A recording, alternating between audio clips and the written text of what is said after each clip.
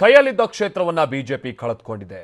ಕೊನೆ ಕ್ಷಣದಲ್ಲಿ ಉದಾಸಿ ಕುಟುಂಬದ ಬದಲಾಗಿ ಶಿವರಾಜ್ ಸಜ್ಜನರಿಗೆ ಟಿಕೆಟ್ ಕೊಟ್ಟಿದ್ದು ಬಿಜೆಪಿಗೆ ಇಲ್ಲಿ ಹೊಡೆತ ಕೊಟ್ಟಿದೆ. ವಾರಕ್ಕೂ ಹೆಚ್ಚು ಕಾಲ ಸಿಎಂ ಮೊಕಾಂ ಹೂಡಿ ಅಬ್ಬರಿಸಿದ್ರೂ ಗೆಲುವು ದಕ್ಕಲಿಲ್ಲ. ಹಾಗಾದ್ರೆ ಹಾನಗಲ್ನಲ್ಲಿ ಬಿಜೆಪಿ ಸೋಲಿಗೆ ಕಾರಣ ಆಗಿದ್ದೇನು, ಕಾಂಗ್ರೆಸ್ಗೆ ಪ್ಲಸ್ ಆಗಿದ್ದೇನು ತೋರಿಸ್ತೀವಿ ನೋಡಿ.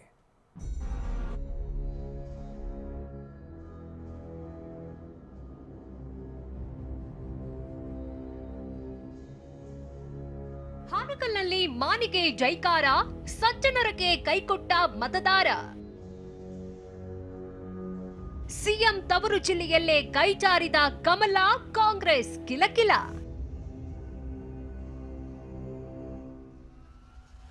ಹೌದು, ಆಡಳಿತ ಪಕ್ಷ ಮತ್ತು ಸಿಎಂ ತವರು ಜಿಲ್ಲೆ ಅನ್ನೋ ಕಾರಣಕ್ಕೆ ಹಾನಗಲ್ ಕ್ಷೇತ್ರ ಬಿಜೆಪಿ ಪಾಲಿಗೆ ಪ್ರತಿಷ್ಠೆಯ ಕಣವಾಗಿತ್ತು.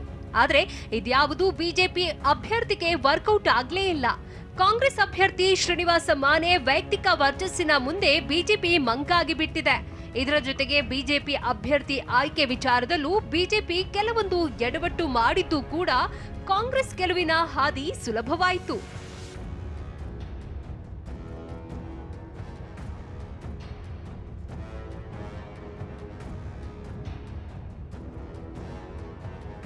ಅಷ್ಟಕ್ಕೂ ಹಾನಗಲ್ನ ಪ್ರತಿಷ್ಠೆಯಾಗೆ ಪರಿಗಣಿಸಿ ಅಲ್ಲೇ ಠಿಕಾಣಿ ಹೂಡಿ ಎಷ್ಟೇ ಅಬ್ಬರದ ಪ್ರಚಾರ ನಡೆಸಿದ್ರು, ಎಷ್ಟೇ ತಂತ್ರ ರಣತಂತ್ರ ಹೆಣಿದ್ರೂ ಫಲ ನೀಡಲೇ ಇಲ್ಲ.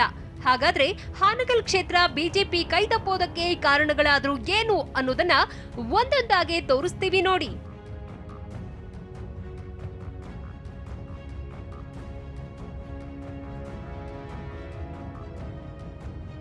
ಸೋಲಿಗೆ ಕಾರಣ ಒಂದು, ಟಿಕೆಟ್ ಘೋಷಣೆಯಲ್ಲಿ ಎಡವಟ್ಟು. ಹಾನಗಲ್ ಕ್ಷೇತ್ರದಲ್ಲಿ ಬಿಜೆಪಿ ಹೈಕಮಾಂಡ್ ಬೇರೆ ತಾಲೂಕಿನ ಶಿವರಾಜ ಸಜ್ಜನರಿಗೆ ಟಿಕೆಟ್ ನೀಡಿತ್ತು. ಲೋಕಲ್ ನಾಯಕ ಸಿಎಂ ಉದಾಸಿ ಕುಟುಂಬ ಟಿಕೆಟ್ ಆಕಾಂಕ್ಷಿಯಾಗಿದ್ರು. ಇದರ ಜೊತೆಗೆ ಇನ್ನಿಬ್ಬರು ನಾಯಕರು ಟಿಕೆಟ್ ಆಕಾಂಕ್ಷಿಗಳಾಗಿದ್ರು. ಆದ್ರೆ ಹೈಕಮಾಂಡ್ ಮಾತ್ರ ಬೇರೆ ತಾಲೂಕಿನ ಶಿವರಾಜ ಸಜ್ಜನರಿಗೆ ಟಿಕೆಟ್ ನೀಡಿತ್ತು. ಇದರಿಂದ ಟಿಕೆಟ್ ಆಕಾಂಕ್ಷಿಗಳು ಅಸಮಾಧಾನಗೊಂಡಿದ್ರು. ಆದ್ರೆ ಬಿಜೆಪಿ ಆಕಾಂಕ್ಷಿಗಳನ್ನ ಸಮಾಧಾನ ಪಡಿಸುವಲ್ಲಿಯೂ ಎಡವಿದೆ. ಹೈಕಮಾಂಡ್ ಆಗಲಿ ರಾಜ್ಯ ನಾಯಕರಾಗಲಿ ಅಸಮಾಧಾನಿತರ ಸಿಟ್ಟನ್ನ ತಣಿಸುವಲ್ಲಿ ವಿಫಲರಾಗಿದ್ದಾರೆ ಎನ್ನಲಾಗ್ತಿದೆ. ಇದು ಕೂಡ ಬೈ ಎಲೆಕ್ಷನ್ ಅಲ್ಲಿ ಬಿಜೆಪಿಗೆ ಬಿಗ್ ಶಾಕ್ ಕೊಟ್ಟಿರಬಹುದು.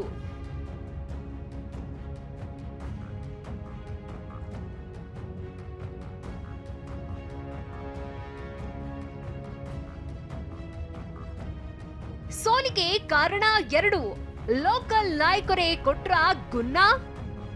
ಸಿಎಂ ಉದಾಸಿ ಕುಟುಂಬಕ್ಕೆ ಟಿಕೆಟ್ ನೀಡಬಹುದು ಅಂತ ಎಲ್ಲರೂ ಅಂದ್ಕೊಂಡಿದ್ರು.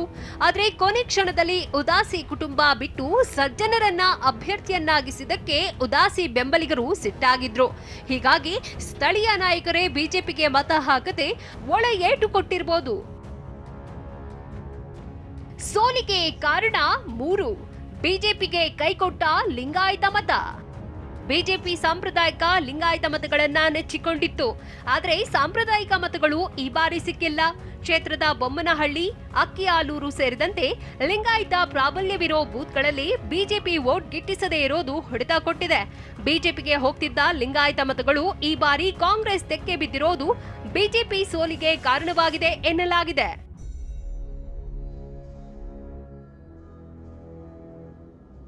ಸೋಲಿಗೆ ಕಾರಣ ನಾಲ್ಕು, ಅಹಿಂದ ನಾಯಕ ಸಿದ್ದು ಮೇಲೆ ಬಿಜೆಪಿ ವಾಕ್ಪ್ರಹಾರ.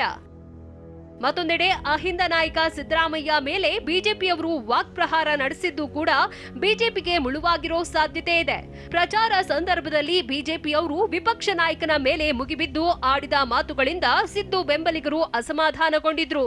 ಇದು ಕೂಡ ಬಿಜೆಪಿಗೆ ಮುಳುವಾಗಿದೆ.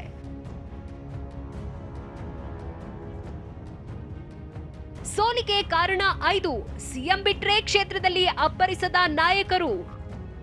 ಇನ್ನು ಸಿಎಂ ಬೊಮ್ಮಾಯಿ ಒಬ್ಬರೇ ಕ್ಷೇತ್ರದಲ್ಲಿ ಹೆಚ್ಚಾಗಿ ಪ್ರಚಾರ ನಡೆಸಿದ್ರು. ಬೊಮ್ಮಾಯಿ ಬಿಟ್ರೆ ಬೇರಾವ ನಾಯಕರು ಪ್ರಚಾರದಲ್ಲಿ ಅಬ್ಬರಿಸಲಿಲ್ಲ. ಸಿಎಂ ಬೊಮ್ಮಾಯಿ ನೇಮಿಸಿದ ಸಚಿವರು ಸಹ ಅಲ್ಲಲ್ಲಿ ನಾಮಕಾವಸ್ಥೆ ಪ್ರಚಾರ ನಡೆಸಿದ್ರು. ಮೇಲಾಗಿ ಕೇಂದ್ರ ಸಚಿವರು ಸಹ ಅಖಾಡದಲ್ಲಿ ಹೆಚ್ಚಾಗಿ ಕಾಣಿಸಿಕೊಳ್ಳಲಿಲ್ಲ.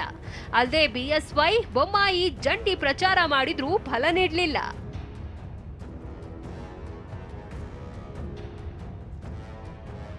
ಇನ್ನು ಹಾನಗಲ್ ಕ್ಷೇತ್ರದಲ್ಲಿ ಟಫ್ ಫೈಟ್ ಕೊಟ್ಟು ಟಕ್ಕರ್ ಕೊಟ್ಟ ಕಾಂಗ್ರೆಸ್ಗೆ ಗೆಲುವಿನ ಹಾದಿ ಸುಗಮವಾಗಿದ್ದಾದ್ರೂ ಹೇಗೆ? ಕಾಂಗ್ರೆಸ್ಗೆ ಪ್ಲಸ್ ಆಗಿದ್ದು ಏನು ಅನ್ನೋದನ್ನ ತೋರಿಸ್ತೀವಿ ನೋಡಿ.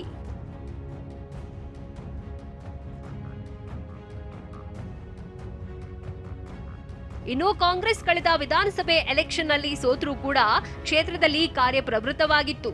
ಕೊರೋನಾ ವೇಳೆಯೂ ಕ್ಷೇತ್ರದ ಜನರ ಜೊತೆ ಹೆಚ್ಚು ಒಡನಾಟ ಇಟ್ಕೊಂಡಿತ್ತು. ಅಷ್ಟೇ ಅಲ್ಲ, ಕಾಂಗ್ರೆಸ್ನ ಅಹಿಂದ ಟ್ರಂಪ್ ಕಾರ್ಡ್ ಕೂಡ ಇಲ್ಲಿ ವರ್ಕೌಟ್ ಆಗಿದೆ. ಜೊತೆಗೆ ಮುಸ್ಲಿಂ ಹಾಗೂ ದಲಿತ ಸಮುದಾಯ ಕೂಡ ಕೈ ಹಿಡಿದಿದೆ ಮತ್ತು ಲಿಂಗಾಯತ ಮತ ಕ್ರೋಢೀಕರಿಸುವಲ್ಲಿ ಬಿಜೆಪಿ ವಿಫಲವಾಗಿದ್ದು ಕೂಡ ಕಾಂಗ್ರೆಸ್ಗೆ ವರವಾಗಿದೆ.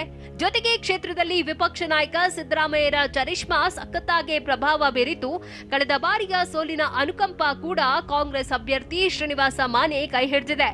ಮತ್ತೆ ಬಿಜೆಪಿ ಅಭ್ಯರ್ಥಿ ಸಜ್ಜನರ ಬಗ್ಗೆ ಸ್ಥಳೀಯ ಕಾರ್ಯಕರ್ತರಲ್ಲೇ ಬೇಸರ ಮೂಡಿದ್ದು ಕೂಡ ಕಾಂಗ್ರೆಸ್ಗೆ ಪ್ಲಸ್ ಪಾಯಿಂಟ್ ಆಗಿದೆ.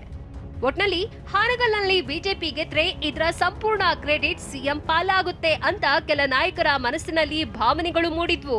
ಹಾಗೆ ಬಿಟ್ರೆ ಬಿಎಸ್ವೈ ನಂತರ ಬೊಮ್ಮಾಯಿ ನಾಯಕತ್ವ ಫಿಕ್ಸ್ ಆಗ್ಬಿಡುತ್ತೆ ಅನ್ನೋ ಕೆಲವರ ಆತಂಕ ಕೂಡ ಬಿಜೆಪಿಗರಿಗೆ ಚುನಾವಣೆಯಲ್ಲಿ ಪೂರ್ಣ ಪ್ರಮಾಣದಲ್ಲಿ ತೊಡಗಿಸಿಕೊಳ್ಳದಂತೆ ಮಾಡಿತ್ತು. ಹೀಗಾಗಿ ಸರ್ಕಾರ ಅಧಿಕಾರದಲ್ಲಿದ್ರೂ ಕೈಯಲ್ಲಿದ್ದ ಕ್ಷೇತ್ರವನ್ನ ಬಿಜೆಪಿ ಕಳೆದುಕೊಂಡಿದೆ ಅಂತ ಚರ್ಚೆ ಶುರುವಾಗಿದೆ. ಕಿರಣ್ ಹನಿಯಡ್ಕ, ಟಿವಿ9 ಬೆಂಗಳೂರು.